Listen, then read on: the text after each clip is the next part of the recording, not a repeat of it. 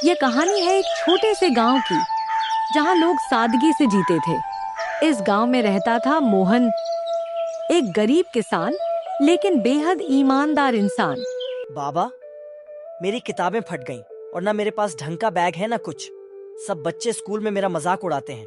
आप मुझे नई किताबें और बैग कब दिलाओगे? सुनो जी, कब तक ऐसे जीवन बिताएंगे? ईमानदारी से रोटी नहीं मिलती। आपको समझा समझा के मैं तो थक गई हूँ। लगता है कि आप हम सबको सड़क पर ही लाओगे। रमा, सच की राह कठिन है, लेकिन यही हमें सच्चा सम्मान दिलाएगी। अरे सम्मान का क्या करोगे जब घर में खाने को रोटी और शरीर पर पहनने को कपड़े नहीं होंगे? तो तुम बताओ कि मैं क्या करूं? कहाँ जाके डाका डालूं? बस अब इनका ड्रामा शुरू हो गया। अगर इन्हें कुछ बोलूं तो ये सब बोलना शुरू कर देते हैं। आज आप मेरी भी सुन लो साफ साफ। अगर ऐसा ही चलता रहा तो मैं और गुड्डू घर छोड़कर चले जाएंगे। फिर करते रहना ईमानदारी की बातें। गुड्डू अपने दोस्तों के साथ खेल रहा है। तभी एक दोस्त नया बैग और खिलौने लाता है। गुड्डू, तेरे पास तो कुछ भी नहीं।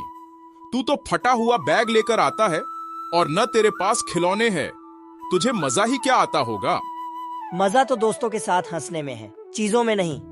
हाँ हाँ गुड्डू, बोल ले कुछ भी अपने मन को तसल्ली देने के लिए। पर सच्चाई तो तू भी जानता है कि तू हम सबसे बहुत गरीब है। ऐसा कुछ नहीं है भाई, हम सब दोस्त हैं। दोस्ती में क्या अमीरी क्या गरीबी। चल चल, मैं तेरा कोई दोस्त नहीं हूँ।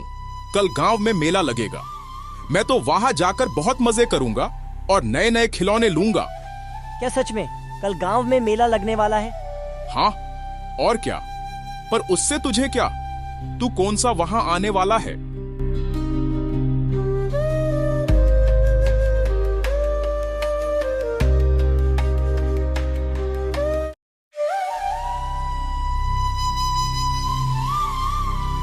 माँ, ओ माँ, सुनो ना।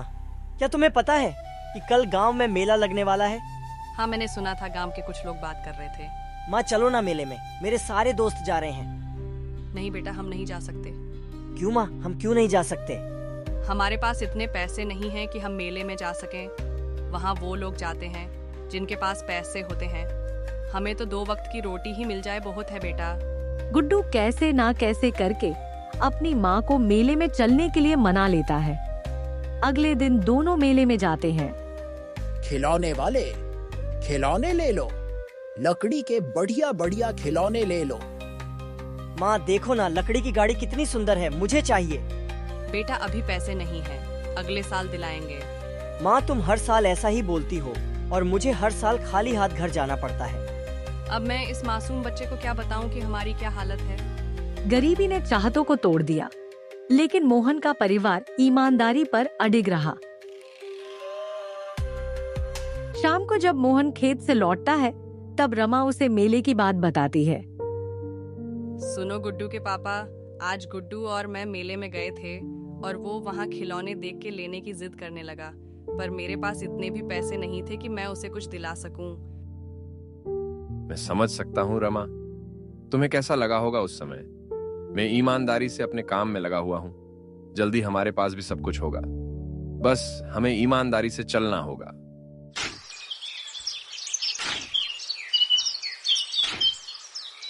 एक दिन मोहन खेत में जुताई कर रहा होता है, तभी वहाँ उसे कुछ मिलता है। अरे, ये थैली यहाँ कैसे? पता नहीं ये किसकी थैली होगी। जिसकी भी होगी बेचारा परेशान हो रहा होगा। क्या मुझे इसको खोल के देखना चाहिए? नहीं नहीं, ये मेरी नहीं है। मैं इसको यही रख देता हूँ, जिसकी भी होगी वो आके इसको ले जाएगा। मोहन उस थैली को वहीं छोड़ के घर आ जाता है। शाम को जब वह सोने की तैयारी कर रहे होते हैं, तब मोहन रमा से बोलता है। रमा, पता है, आज जब मैं खेत में जुताई कर रहा था, तब मेरी नजर वहां पड़ी एक थैली पे गई। थैली? अच्छा, तो क्या था उसमें? देखा नहीं।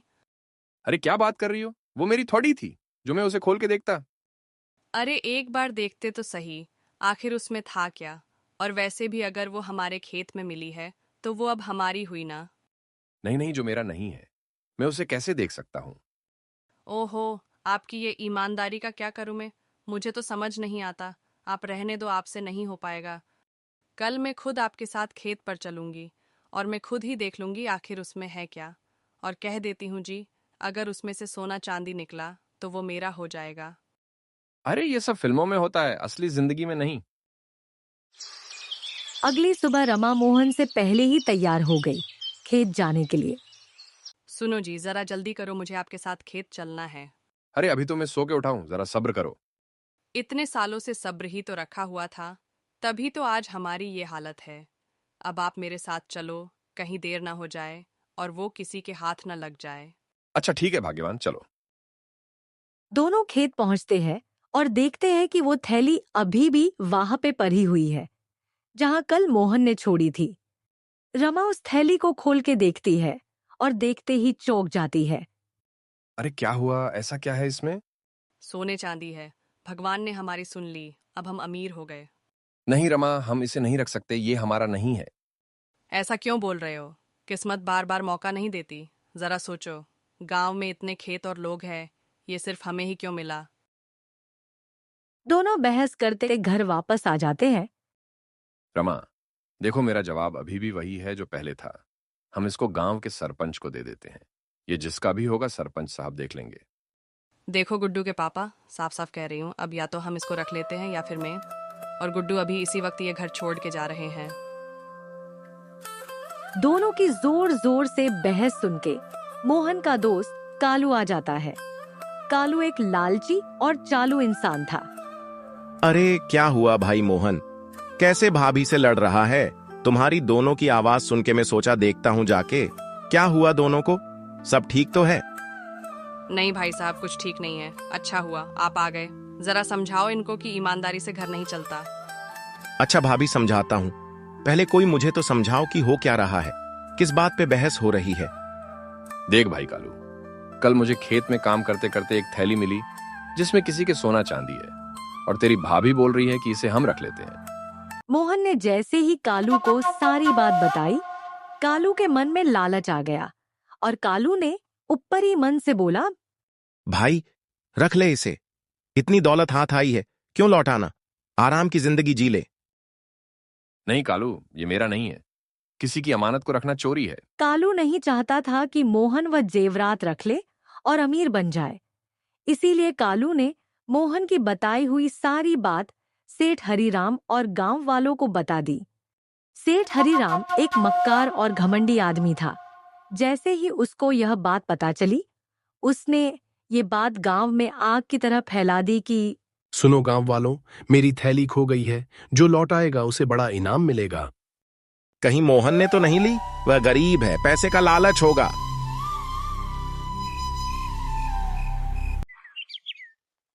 अगले दिन जैसे ही मोहन सो के उठा, उसके घर के बाहर भीड़ लगी हुई होती है। हर कोई उससे वह थैली मांगने आ जाता है। अरे रमा, ये आज सुबह सुबह इतना शोर कौन मचा रहा है?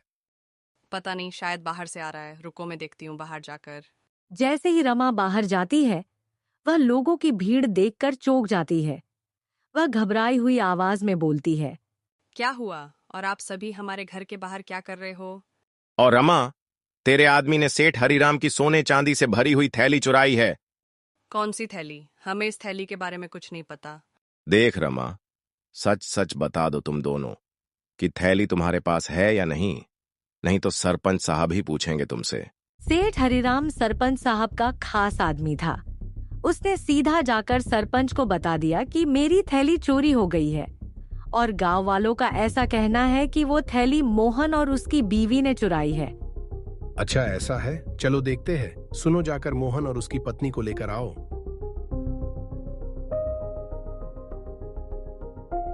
सुनो मोहन, तुम्हें और तुम्हारी पत्नी को सरपंच ने बुलाया है, चलो मेरे साथ। क्यों, क्या हुआ भाई, क्या बात है? सरपंच के आदमी को देखकर वह घबरा गई। रमा ने मोहन को अभी तक बताया नहीं था कि पूरे गांव को पता चल गया है कि थैली हमारे पास है। क्या हुआ रमा, तुम ही बता दो, आखिर क्या बात हुई जो सरपंच साहब हमें बुला रहे हैं? सुनो, असल में बात यह है कि कालू ने हमको धोखा दिया है। कालू ने हमारी रात वाली बात सबको बता दी। अब सब ये बोल रहे हैं कि ये थैली सेठ हरीराम की है। देखा तुमने, इसी बदनामी की वजह से ही तो मैं ये रखने से मना कर रहा था। अब हो गई ना बदनामी सारे में, अब भुगतो। अब हम जाके सरपंच को सब सच सच बता देते हैं, चलो मेरे साथ। नहीं नहीं, सुबह सारे गांव के लोगों के सामने मैंने मना कर दिया कि हमारे पास कोई थैली नहीं है। अगर अब हम सबके सामने बता देंगे कि हमारे पास ही थैली है तो ज्यादा बदनामी होगी। तो अब क्या करें, तुम ही बताओ मुझे। जब सरपंच साहब आपसे पूछे कि जेवरात तुम्हारे पास है या नहीं तो आप मना कर देना। दोनों डर डर के सरपंच के पास जाते हैं। मोहन, सच बताओ, तुम्हारे पास थैली है? ये सुनते ही मोहन घबरा जाता है और सोच में पड़ जाता है कि सच बोलूं या झूठ। तभी उसे रमा की बात याद आती है। अरे बोल भाई, किस सोच में पड़ गया? आज बताएगा या नहीं? मैंने कोई चोरी नहीं की। हाँ, हमारे पास कोई थैली नहीं है। क्यों हमें बार बार परेशान कर रहे हो सब? तो क्या ये हरिराम झूठ बोल रहा है? वो सब हमें नहीं पता कौन सच बोल रहा है या झूठ, पर मैं सच बोल रहा हूँ। ऐसा बोलकर वो दोनों वहाँ से चले जाते हैं। पर मोहन बहुत शर्मिंदा था। उसने आज अपनी पत्नी के कहने पर पहली बार झूठ बोला। मोहन मायूस बैठा था। आज वो शर्म के मारे न काम पे गया न कहीं। मोहन को उदास देखकर उसका बेटा गुड्डू उसके पास जाता है और बोलता है, क्या हुआ पिताजी? मैंने आज से पहले इतना परेशान आपको कभी नहीं देखा। आखिर बात क्या है, मुझे भी बताओ। बेटा, अब मैं तुझे क्या बताऊं? आज तेरा बाप अपने उसूलों के आगे हार गया। मतलब पिताजी, मैं कुछ समझा नहीं। मोहन गुड्डू को सारी बात बताता है। बात बताते बताते मोहन जोर जोर से रोने लगता है। ये सब देख रमा भी वहाँ पे आ जाती है। माँ, क्या ये सब सच है जो पिताजी बता रहे हैं? हाँ बेटा, मुझे ये सब करना पड़ा। हमारे पास कुछ नहीं है, इसलिए मैंने तेरे पापा को बोला कि ये थैली हम रख लेते हैं। कम से कम गुड्डू का भविष्य तो सुधर जाएगा। अगले दिन गुड्डू जब स्कूल जाता है तो सभी बच्चे उसका मजाक बनाते हैं और ये कहकर चिढ़ाते हैं कि तेरा बाप तो चोर है, गुड्डू का बाप चोर है, गुड्डू का बाप चोर है, गुड्डू का बाप चोर है। गुड्डू स्कूल से भागकर घर आ जाता है और मोहन को बोलता है कि बाबा, स्कूल के सभी बच्चे मेरा मजाक बना रहे हैं। बोलते हैं कि तेरा बाप चोर है। मास्टर जी कहते हैं चोरी पाप है। हमें गरीब रहना मंजूर है पर बेईमान नहीं। तू सही कह रहा है बेटा, कल सुबह मैं ये थैली लौटा दूंगा। अगले दिन मोहन बड़ी मुश्किल से हिम्मत जुटाकर सेठ हरिराम के पास जाता है और उसको सब सच बता देता है। सेठ जी, ये आपकी थैली है, ये मुझे मेरे खेत में पाई थी। ये सुनते ही सेठ हरिराम खुश हो जाता है और जानबूझकर मोहन को और बदनाम करने के लिए बोलता है कि झूठ मत बोल, तूने ही चोरी की होगी। गरीब होकर इतना सोना लौटा देगा? इतना ईमानदार कौन होता है आज के जमाने में? क्यों भाइयों? मोहन का धोखेबाज दोस्त कालू भी वहाँ पे होता है और वो भी सेठ हरिराम की हाँ में हाँ मिलाता है। हाँ सेठ जी, आप सही बोल रहे हो। मैंने अपनी आंखों से देखा, मोहन छुपा रहा था थैली। कालू भाई, मैंने तुझे अपना सच्चा दोस्त माना था, पर मुझे ये नहीं पता था कि तू मुझे ऐसे धोखा देगा। तू जानता था कि मैं एक नेक दिल और ईमानदार इंसान हूँ। हाँ हाँ मोहन, देख लिया हमने कि तू कितना ईमानदार इंसान है। अगर तू इतना ही सच्चा होता तो पहले दिन ही तू मुझे ये थैली दे देता। क्यों भाइयों? सेठ जी सही बोल रहे हैं। सारे बोलो जोर से, मोहन चोर है, मोहन चोर है, इसे सजा मिलनी चाहिए। भाइयों सोचो जरा, अगर ये मैंने सेठ हरिराम से चुराया होता तो क्या मैं इसको अभी तक संभाल के रखता? कब का इसको बेच के अपने गुड्डू के लिए नई किताबें और घर में खाने को कुछ ले नहीं आता क्या? अचानक भीड़ में से एक जोर की आवाज आती है, ये थैली मेरी है। सारे गांव वाले एक दूसरे का मुंह देखने लग गए। ये सुनते ही सेठ हरिराम घबरा गया। तभी एक आदमी बोला, जी हाँ, ये मेरी थैली है। तू कौन है भाई? सेठ जी, मैं पास के ही गांव से आया हूँ। मैं कुछ दिन पहले ही इस गांव में आया था। दरअसल मेरी बेटी की शादी होने वाली है और मेरे पास पैसे नहीं हैं। मैं उस दिन ये जेवरात बेचने के लिए लाया था। ये गहने मेरी पत्नी के हैं। मैं एक खेत से गुजर रहा था, तभी ये मेरी जेब से गिर गए। जब तक मुझे इस बात का पता चला तब तक बहुत देर हो चुकी थी। मैं इस थैली को काफी समय से ढूंढ रहा हूं। मैंने आज जब एक आदमी से इसके बारे में पूछा तब मुझे पता चला कि ये थैली मोहन नाम के आदमी के पास है।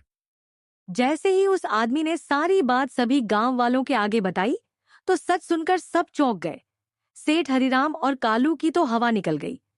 अपना उल्लू सीधा करने के लिए हरिराम बोला, अरे भाई, ये मेरी थैली है, मैं कैसे मान लूं कि ये तुम्हारी थैली है? कल को कोई भी उठ के आएगा और हम मान लेंगे क्या? सेठ जी, मैं सच बोल रहा हूं कि ये मेरी थैली है। इसमें जो भी सामान है वो मेरा है। कृपया करके यह मुझे लौटा दो। मैं बहुत परेशान हूं। जैसे ही मोहन ये सब सुनता है, उसे अपनी बेगुनाही साबित करने का मौका नजर आता है और वो बोलता है, एक तरीका है ये साबित करने का कि ये थैली किसकी है। अभी ही दूध का दूध और पानी का पानी हो जाएगा। अरे क्या साबित करना है तेरे को? मैंने एक बार बोला ना कि जेवरात मेरे हैं। अरे रुको तो सही सेठ जी, क्यों इतना घबरा रहे हो? चलो अब आप दोनों जरा एक एक करके ये बताओ कि इसमें सोने के और चांदी के कितने हार हैं। मोहन ने अपने दिमाग का इस्तेमाल करा, क्योंकि ये तो सबको पता था कि इस थैली में जेवरात है, लेकिन ये किसी को नहीं पता था कि उस थैली में जेवरात है कितने, क्योंकि उस थैली को सिर्फ उसकी पत्नी ने ही खोला था। ये क्या बेहुदा सवाल है? नहीं सेठ जी, ये बेहुदा सवाल नहीं है। ये बिल्कुल सही सवाल है। इसका जवाब सिर्फ दो लोग ही दे सकते हैं। एक मेरी पत्नी रमा और दूसरा इस थैली का असली मालिक। असली चोर देखने के लिए भीड़ लग जाती है और पूरा गांव जमा हो जाता है। हरिराम घबराई हुई आवाज में बोलता है, इसमें 4 सोने के और 2 चांदी के हार है। अच्छा ठीक है, अब भाई साहब आप बताओ।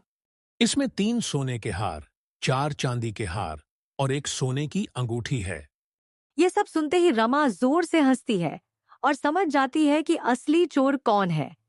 क्या हुआ रमा? आखिर सच क्या है? बताओ सभी गांव वालों के सामने। रमा सभी के सामने उस थैली को खोल के दिखाती है और उसमें 3 सोने के हार, 4 चांदी के हार और 1 सोने की अंगूठी ही होती है। सभी सच्चाई देखकर चौंक जाते हैं। अब सबको पता चल जाता है कि कौन सच्चा है और कौन झूठा। गांव वाले बोलते हैं, मोहन सचमुच ईमानदार इंसान है। हम सब इस दुष्ट और लालची हरिराम की बातों में आके एक शरीफ और ईमानदार इंसान के चरित्र पे दाग लगा रहे थे। हमें माफ कर दो मोहन भाई और रमा बहन, हम सभी से बहुत बड़ी गलती हो गई। अरे कोई बात नहीं भाइयों, मुझे दुख इस बात का नहीं है कि आप सभी ने मुझे बदनाम किया, बल्कि दुख इस बात का है कि इसमें मेरे बीवी और बच्चे को भी बदनामी सहनी पड़ी। मोहन, मुझे भी माफ कर दे भाई। मुझे इस कालू के बच्चे ने तेरे खिलाफ भड़का दिया था और मेरे मन में लालच आ गया था, पर तेरी ईमानदारी ने मेरा दिल जीत लिया यार। आज से मोहन मेरा भाई है। मैं इसे अपनी जमीन देता हूं और गुड्डू की पढ़ाई का पूरा खर्च मैं उठाऊंगा। धन्यवाद सेठ जी, पर मेरा असली इनाम है मेरा सम्मान।